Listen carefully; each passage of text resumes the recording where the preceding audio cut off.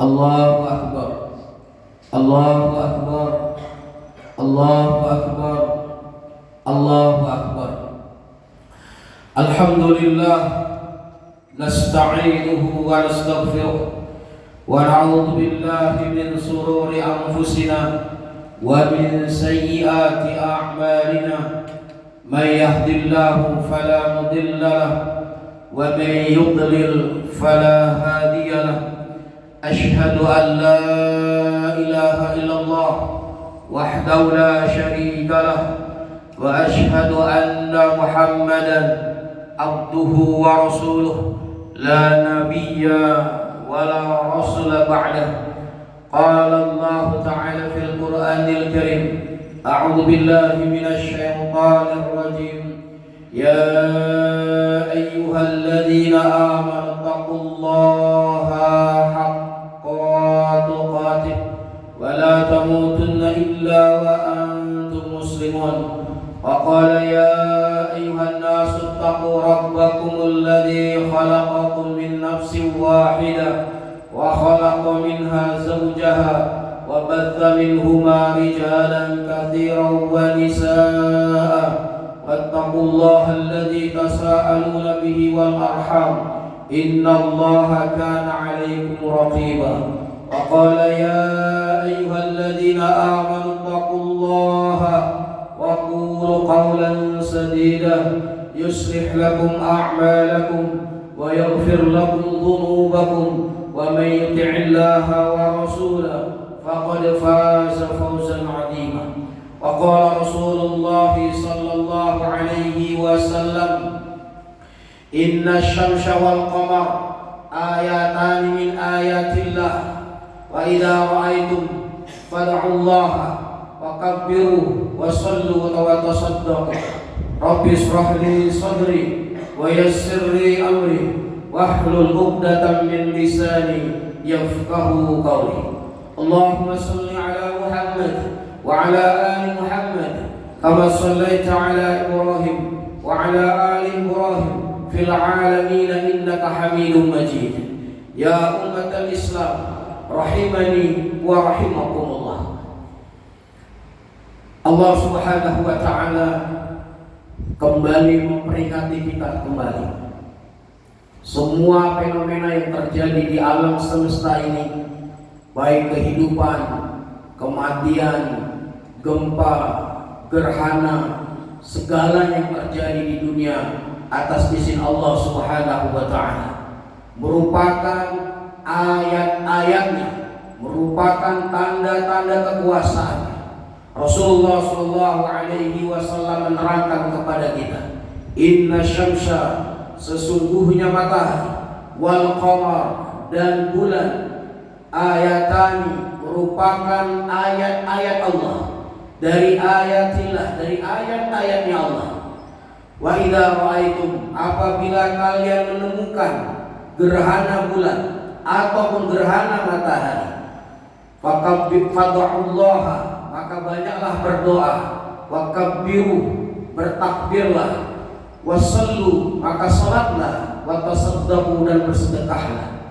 Kita yang hidup di akhir zaman, fenomena-fenomena ini, benda-benda langit, Allah Subhanahu wa taala akan terus menampakkan kepada kita. Untuk apa? Tidak lain dan tidak bukan datangnya fenomena ini, tanda-tanda mendekati hari kiamat. Wa ma nursilu bil ayati illa tahwifa. Allah menampakkan gerhana kepada kita hari ini. Gerhana bulan, kusuful qamar, merupakan tanda-tanda di akhir zaman, merupakan tanda-tanda kebesaran Allah Subhanahu wa taala. Seandainya Allah mampu melepaskannya, maka berbenturanlah matahari, bumi, dan bulan berjejer dalam satu garisannya, dalam satu orbitnya. Allah yang mengendalikannya. Kita jadi tahu bahwa semua benda-benda di alam semesta ini semuanya dalam genggaman Allah Subhanahu wa taala. Allah sudah memberitahu kejadian kiamat itu terjadi. Wa jumi'asy syamsu wal qamar, apabila bertemunya matahari dan bulan, berbenturannya sehingga meledaklah alam semesta ini. Itu adalah awalnya kiamat. Tetapi Allah Subhanahu wa taala malam hari ini menahan itu semua. Terjadi ditampakkan gerhana kepada kita semua agar kita takut kepadanya. Maka disunahkan oleh Rasulullah SAW kita merapat ke masjid agar seandainya terjadi kiamat pun kita dalam keadaan husnul khatimah, kita dalam keadaan taat kepada Allah Subhanahu wa taala, beribadah dan mendekatkan diri kita kepada Allah Subhanahu wa taala. Ya umat Islam rahimani wa rahimakumullah, sesungguhnya matahari yang Allah ciptakan menjadi alat, menjadi pembantu bagi umat manusia. Matahari merupakan alat deteksi kapan kita mengerjakan sholat subuh, kapan kita mengerjakan sholat duhur, sholat asar, sholat maghrib, bahkan sholat isya. Terjadinya sholat subuh apabila telah munculnya fajar shadiq, ditandai dengan kelihatannya merah dari ufuk timur, dari sebelah utara sampai membentang ke sebelah selatan. Setelah melewati fase fajar kadhib, yang dimana merupakan sirhan dhibu, seperti ekor serigala, matahari kemudian berjalan seakan-akan pergerakannya pergerakan semu. Sebenarnya matahari tidak bergerak, tetapi bumilah yang bergerak. Tetapi realitanya kita melihat matahari itu dari ufuk timur, dia kembali di atas kepala kita, kemudian tergelincir sedikit ke arah barat, maka masuklah sholat duhur, kemudian condong lagi ke barat, sehingga ketika bayangan itu merupakan panjangnya lebih 2 kali lipat dari bendanya, maka terjadilah sholat asar.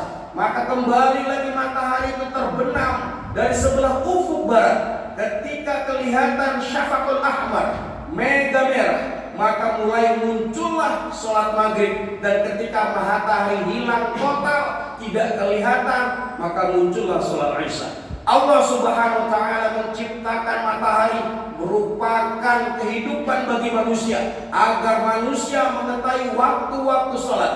Inna sholata kanat 'alal mu'minina kitaban mawquta. Semua kehidupan kita tentang sholat berpatok dengan matahari. Maka kehidupan umat Islam ketika berada di surga tidak pernah akan sholat lagi. Kenapa? Karena di surga tidak ada matahari. Allahu Akbar. Ya umat Islam rahimani wa rahimakumullah. Sedangkan bulan Allah ciptakan juga menjadi kehidupan bagi umat manusia, bagi umat muslim. Qamar, bulan merupakan tanda awal bulan baru, merupakan awal kapan kita melaksanakan zakat, merupakan kapan awal kita melaksanakan puasa, kapan kita berhenti melaksanakan ibadah puasa, memasuki bulan Syawal, memasuki bulan Dzulhijjah untuk umat Islam bisa mengerjakan ibadah haji. Maka dua benda langit ini yang Allah ciptakan merupakan tanda-tanda kebesarannya dan merupakan penting kehidupan bagi manusia. Tanpa matahari, tanpa bulan, bumi ini akan padam dan akan sirna selamanya. Ya umat Islam rahimani wa rahimakumullah, esensi terjadinya gerhana merupakan fenomena yang sangat dahsyat. Para astronomi mengatakan seandainya benda-benda ini berjejer dalam satu orbitnya lalu lepas kendali, maka benda-benda di langit itu saling tabrakan. Kenapa Allah memilih bintang yang merupakan matahari? Matahari merupakan bintang terkecil yang ada di alam semesta ini dibandingkan bintang-bintang raksasa yang lebih besar dari matahari, bahkan jutaan miliar besarnya daripada matahari. Kenapa Allah memilih bulan yang merupakan satelit bagi kehidupan? Ternyata walaupun kecil daripada bumi, bulan merupakan inti dalam kehidupan alam semesta di alam bumi ini. Allahu Akbar, Allahu Akbar.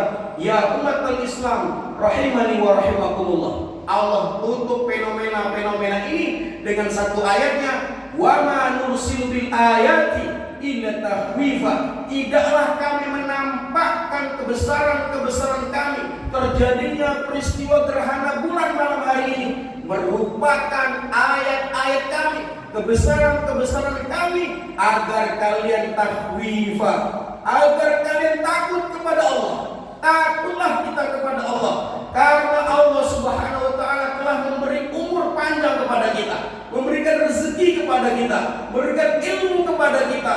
Tetapi betapa banyak manusia itu ingkar kepada Rabb-Nya, ingkar dan durhaka pada Rabb-Nya. Maka kembalilah kita merapat kembali.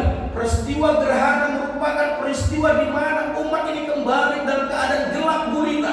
Bayangkan seandainya kita berada di alam kubur yang amat gelap, tidak ada sinar matahari dan tidak ada cahaya bulan, merupakan kegelapan yang sangat amat gelap.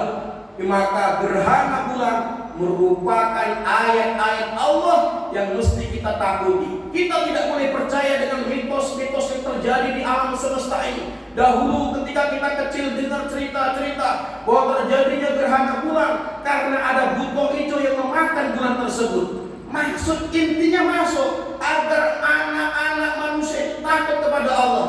Tapi cerita ini adalah mitos, tidak berdasarkan Quran dan Sunnah, maka merupakan cerita-cerita yang khurafat dan cerita-cerita yang dhalal dan sesat. Ya umat al-Islam, rahimani wa rahimakumullah, maka takutlah kepada Allah Subhanahu wa taala ya ibadallah. Takutlah kalau umur kita yang sudah setua ini, sudah sebanyak usia kita ini, tetapi ibadah kita kurang maksimal. Aqulu qouli hadza astaghfiru innahu huwal ghafurur rahim.